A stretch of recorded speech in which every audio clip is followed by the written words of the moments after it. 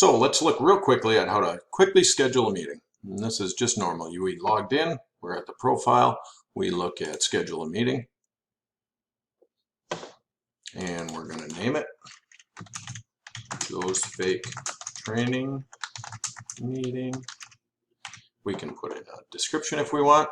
We'll have that, let's say, later today at 4:00 p.m. Let's just pretend we're going to schedule it on the 30th, 4 p.m.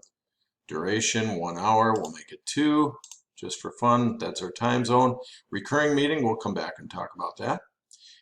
We got a registration. Do not click that. Generate the meeting ID automatically. That's good. Passcode, leave that. Host, make sure these are on. That's a biggie. Make sure those are on, otherwise it doesn't work. The video won't work. Somebody had a audio only meeting earlier this year and it just doesn't work. Here's a couple of biggies. Enable host join before the host gets there. That way if you're not there yet or nobody's there, people can still get on. They're not sitting there doing nothing.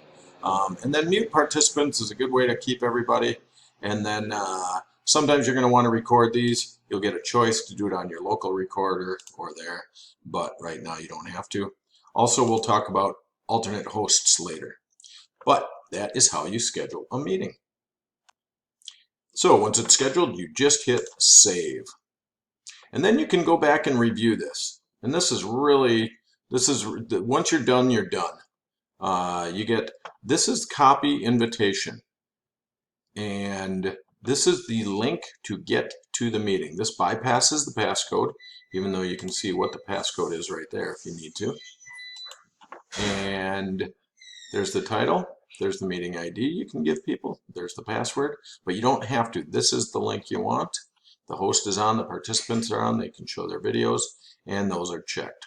So that's the quick way of scheduling a meeting.